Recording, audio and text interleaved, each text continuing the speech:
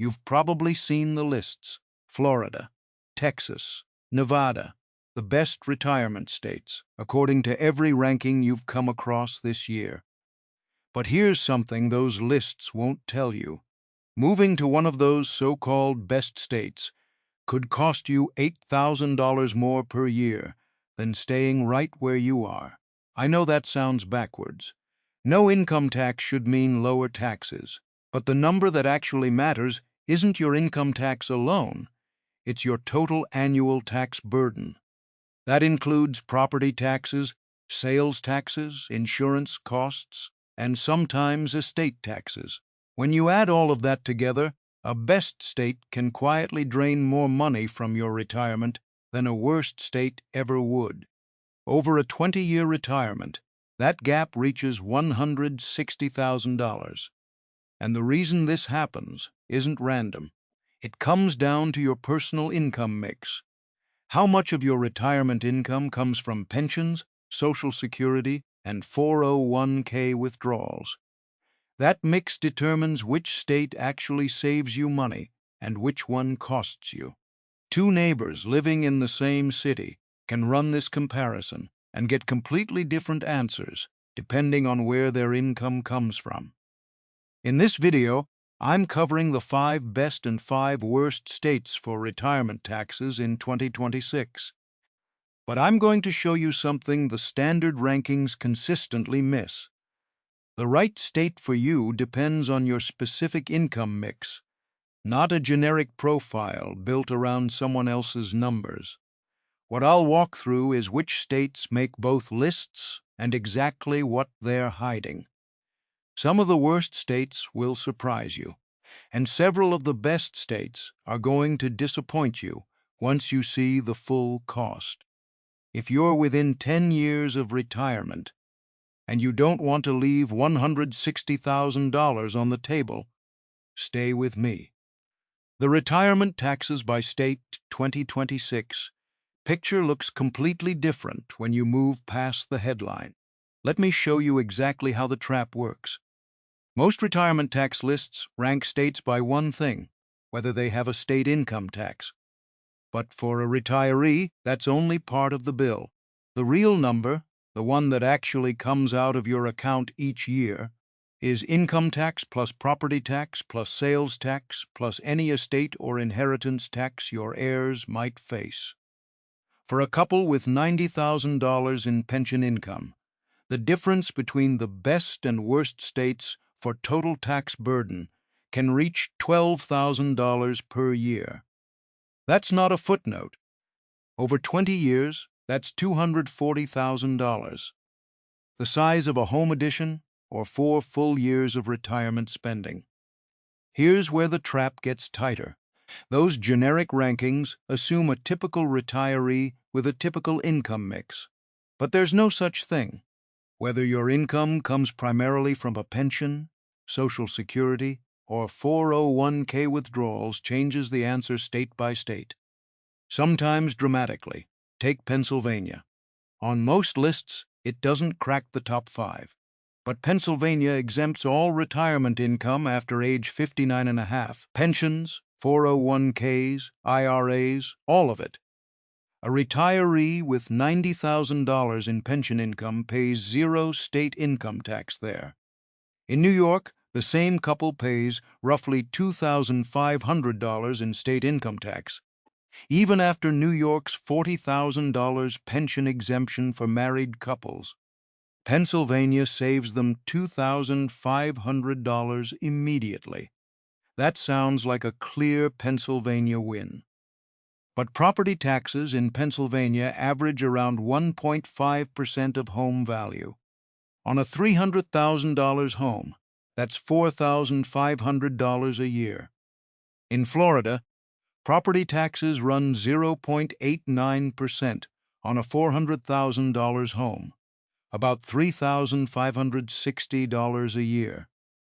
Add in Florida homeowners insurance, which averages over $4,000 a year because of hurricane risk, and Florida's no income tax advantage starts to look like a wash. That is the trap. You see no income tax and assume you're ahead. But the states that eliminated income tax tend to collect that revenue somewhere else. Higher property taxes, higher sales taxes, or both. Income tax is only one line item in the total bill. The reason most people don't catch this is straightforward. Nobody on those lists is trying to mislead you. They're measuring something that's easy to compare across 50 states. Income tax rates are a clean number. Total tax burden requires math that depends on your specific home, your specific spending, and your specific income sources. So the lists skip it, and you get a ranking that looks complete but isn't. If you are only comparing states on income tax, you may be missing a variable worth more than $200,000 over a 20-year retirement. The good news is that once you understand what to look for, the picture gets a lot clearer. And here's something that surprises most people. Some of the states with the worst reputations actually turn out to be the best fit for certain retirees. Let me give you a real example of how this plays out. My friend Mark is 62 years old, a retired schoolteacher. He has a $45,000 pension and about $20,000 in Social Security each year. He lives in New Jersey, and when you look at the standard rankings, New Jersey sits near the bottom of almost every retirement tax list. The state has the highest effective property tax rate in the country at 2.47%. That sounds like a disaster on paper. But here is what the list doesn't show you. New Jersey has a retirement income exclusion for lower to moderate income retirees. Because Mark's total household income is under $60,000, he qualifies for a full exclusion on both his pension and his Social Security. He pays 0 state income tax. Now compare that to Mark's brother, who retired to Florida. His brother pays over $4,000 a year in homeowners insurance because of hurricane and flood risk, and $3,560 a year in property taxes on a $400,000 home. That's more than $7,500 a year in just those two costs, before he spends a dollar on food, utilities, or anything else. Mark's total state tax burden, even with New Jersey's reputation, is lower than his brother's in Florida. That is not a special case. It's a pattern across several of the states that most people write off without looking closely.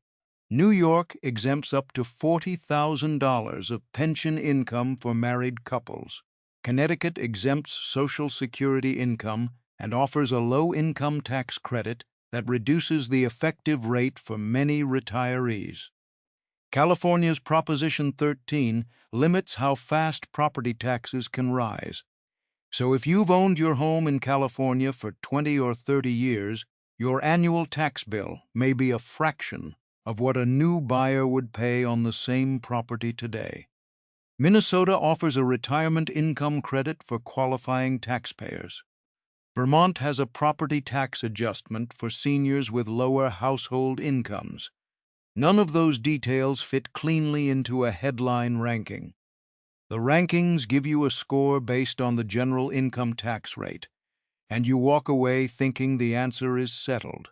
It usually isn't. I've been in a similar position myself. When I was planning my own retirement, I almost moved to Texas. Every list I read put Texas near the top. No income tax, no estate tax, simple case. But when I sat down and ran the actual numbers for my specific income mix, staying in Pennsylvania came out $3,000 a year cheaper. Texas property taxes, at 1.74% of home value, would have taken back every dollar the income tax exemption gave me and then some. The point is this: a state's reputation is not your number. Your number depends on what you own, where you own it, and where your retirement income comes from. A state that ranks 8th or 9th nationally might be the best match for your specific situation. So before you cross off a worst state because of a headline, take the time to run your actual situation through it. You might find that the state everyone warned you about is actually the best deal you have. The reverse is also true, and that's the part that catches people off guard. Now let's look at the states everyone calls the best, and the costs most people never see until they've already made the move. Florida, Texas, Nevada, Tennessee, Wyoming. These 5 states show up on almost every best states for retirement list in 2026, and for one consistent reason: none of them has a state income tax. That benefit is real. For the right retiree in the right situation, it matters, but it is not the whole cost picture. Start with Tennessee. Tennessee has no state income tax on wages or retirement income. On paper, that looks excellent. But Tennessee also has the highest combined sales tax rate in the country at 9.55%. If you and your spouse spend $45,000 a year on taxable goods, groceries, clothing, furniture, home repairs, household items, you are paying $4,300 a year in sales tax. That number does not appear in any best state for retirement headline. Texas is a similar story. No income tax. But Texas has an effective property tax rate of 1.74%. On a $400,000 home, that's $6,960 a year in property taxes alone. For a retiree who planned on the income tax savings to give themselves breathing room in retirement, that bill can be a hard surprise. Florida draws more retirees than almost any other state. No income tax, no estate tax, warm weather year-round. But Florida homeowners insurance has become one of the most expensive in the country because of hurricane and flooding exposure. The average homeowner now pays over $4,000 a year for coverage. Add that to property taxes of roughly $3,560 on a $400,000 home, and you're looking at close to $8,000 a year in just insurance and property costs, before you pay a single bill inside the house. Nevada sits in an interesting middle ground. No income tax, a combined sales tax rate around 8.23%, and moderate property taxes. The cost of living in the Las Vegas metro has risen sharply in recent years, which doesn't show up in the tax rate comparisons, but does show up in your monthly budget. Wyoming is probably the cleanest picture of the group. No income tax, no estate tax, a combined sales rate around 5.36%, and moderate property taxes. If I had to identify one of the 5 best states, where the headline and the full cost picture are most closely aligned, Wyoming would be the first one I'd look at. But here's the trade-off to understand clearly. If you move to Florida for the no income tax benefit and then carry $8,000 a year in insurance and property costs that would not hit you the same way in a state where your specific income is tax exempt, you have accepted a fragility path. Over 20 years, that's $160,000 out of your retirement. Not because you made an emotional mistake, because the headline number didn't show you the full number. The resilience path looks different. A state where your income is tax-exempt, property values are moderate, and insurance costs are manageable might run you around $4,500 a year in total annual housing and tax costs.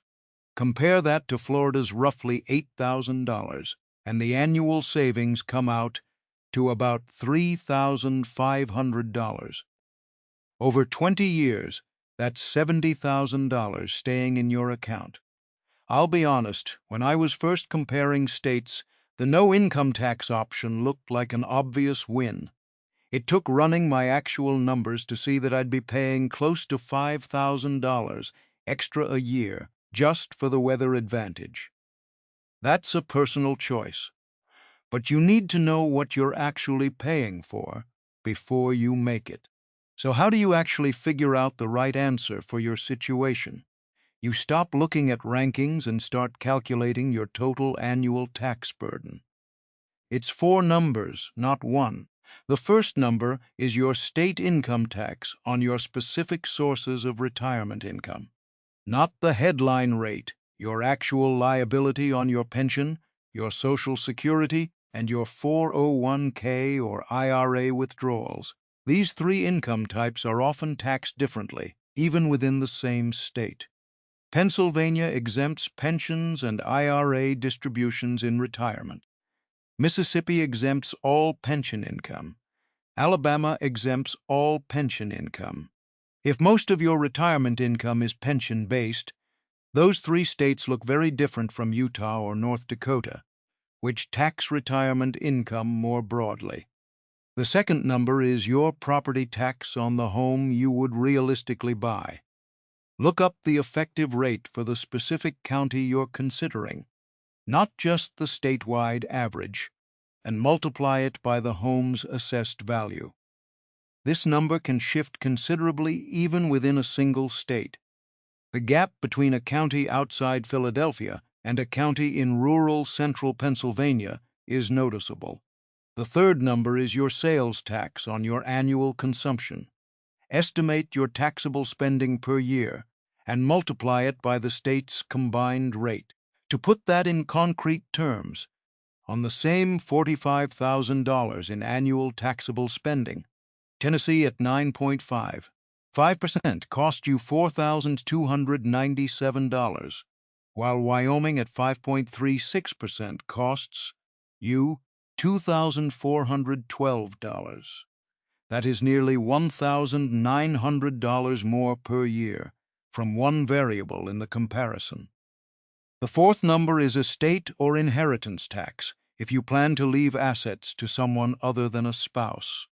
Most of the well-known retirement states don't have one, but Maryland, Oregon, and Massachusetts do, and the exemption thresholds can be low enough to matter even for moderate estates. Now let's put 2 real profiles side by side. Profile A is a couple with $90,000 in pension income and $20,000 in Social Security. For this profile, the strongest states are Pennsylvania, Mississippi, and Alabama, all of which fully exempt pension income. State income tax in all 3 comes out near zero. Property taxes are moderate across most parts of all 3 states. The total burden is low. Profile B is a couple with $90,000 in 401k withdrawals and $20,000 in Social Security. For this profile, Florida and Wyoming make more sense. No income tax on retirement account distributions, and Wyoming's sales tax and property taxes are both reasonable. The same income amount, $110,000 total, produces 2 completely different state-by-state answers depending on where the money comes from. That's the mechanism the generic rankings ignore entirely. I used to think the no-income tax states were always the right call. It took running my own numbers, not once but several times as my situation changed, to see that the right answer depends entirely on the composition of your income, not the headline total. That's the framework. 4 numbers, 2 possible profiles, 1 honest comparison built around your specific situation. And there's one more variable most people skip. What happens to this picture if a state runs into financial trouble over the next 10 to 15 years? Here's something worth thinking about before you finalize any decision. The state you move to in 2026 is not frozen in time. Tax laws change, state budgets shift, and when a state runs short on revenue, retirees are often the first ones to feel it, because retirement income is one of the few revenue sources a state can tap without pushing working-age residents out of the state. Take Illinois. Illinois currently exempts all retirement income, pensions, Social Security, 401k withdrawals. On paper, it is one of the friendliest income tax environments in the country for retirees. The flat income tax rate is 4.95%. But that rate does not apply to retirement income at all. On the surface, that looks like a strong option. But Illinois also carries the largest unfunded pension liability of any state in the country, roughly $140 billion. That is not a manageable gap. When a state has that kind of structural debt, the pressure to find new revenue builds over time. Future tax hikes are not guaranteed, but they are not difficult to imagine either. A retiree who moved to Illinois specifically for the retirement income exemption could find that exemption reduced or eliminated a decade from now. That risk is built into the move whether you account for it or not. Iowa took the opposite path in recent years. Iowa eliminated its income tax on retirement income for residents 55 and older starting in 2025. That's a meaningful benefit and a sign of good policy direction. But property taxes in Iowa have risen significantly over recent years, which offsets some of that income tax gain depending on where you live and what your home is worth.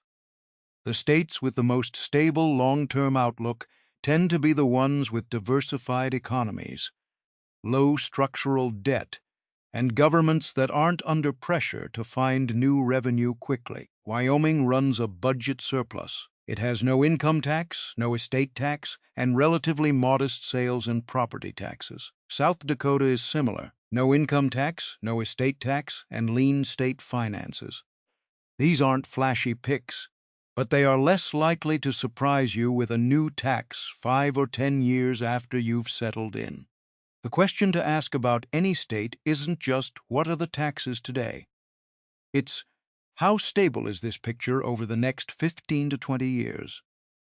If a state is carrying debt it cannot close without new revenue, and its political environment makes retirees a natural target, that's a risk you're absorbing when you move there.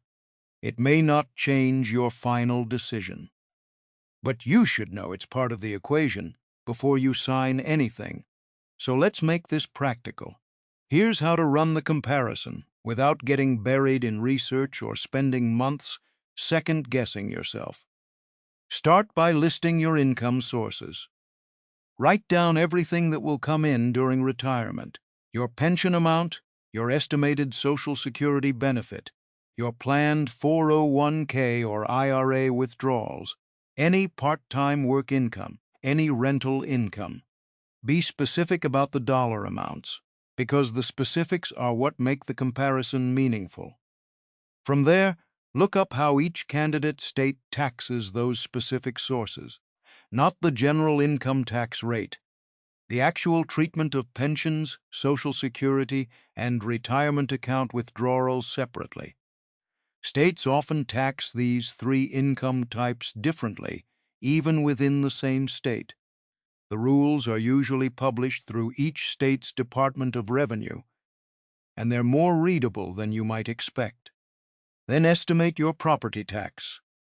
Find the effective rate for the specific county you're considering, not just the statewide average. County assessor websites or each state's Department of Revenue typically publish this data by jurisdiction. Multiply that rate by the realistic home value you'd be buying at in that market, not the value of your current home. After that, estimate your annual sales tax cost. Take your estimated taxable spending per year, everything except categories that are exempt in that state, and multiply it by the combined state and local rate. Remember that some states exempt groceries from sales tax and some don't. That detail alone can shift your number by several $100s a year.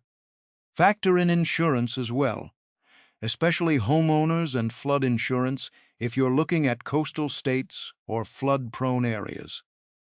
Get actual quotes, or look at each state insurance department's published averages before you commit. Florida, Louisiana, and parts of Texas have seen sharp increases in recent years that make older estimates unreliable.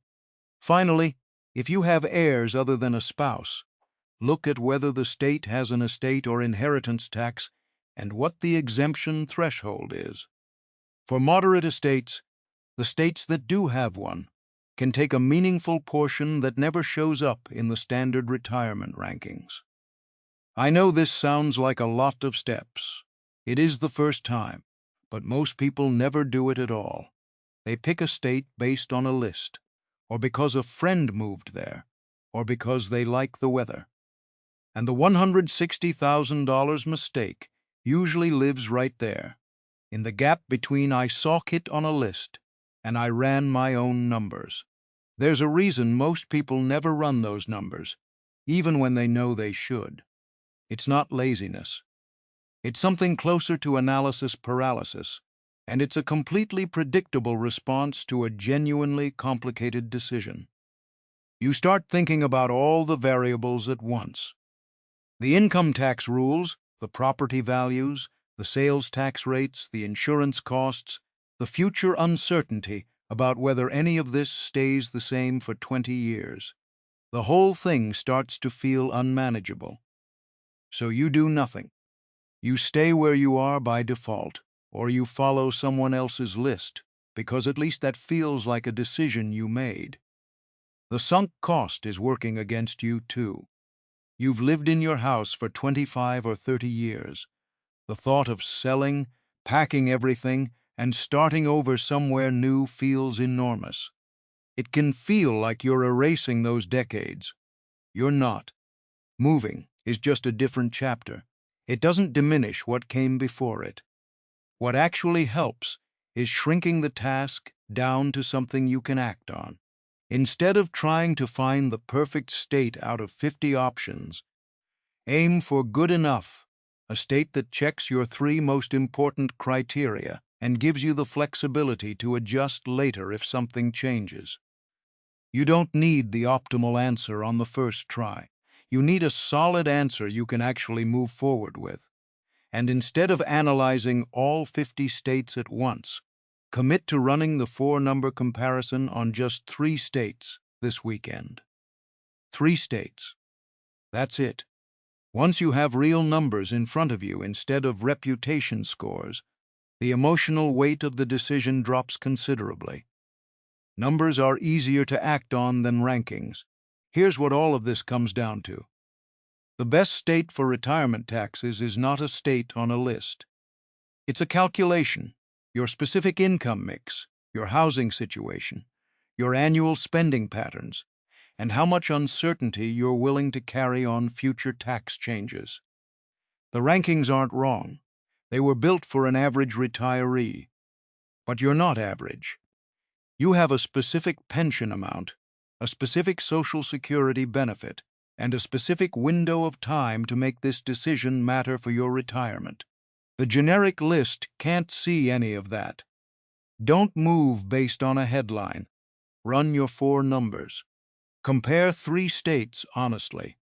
And if the math is close between 2 options, factor in healthcare access, quality of life, and the long-term fiscal health of the state you're choosing. Retirement is a long game.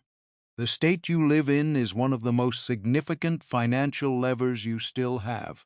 A $3,500 difference per year, which is a realistic gap between a well-matched state and a poor fit, adds up to $70,000 over 20 years. That money is either in your account or it isn't. If you found this useful, subscribe. I put out videos like this every week for people who are close to retirement and want to get the details right. I'll see you in the next one.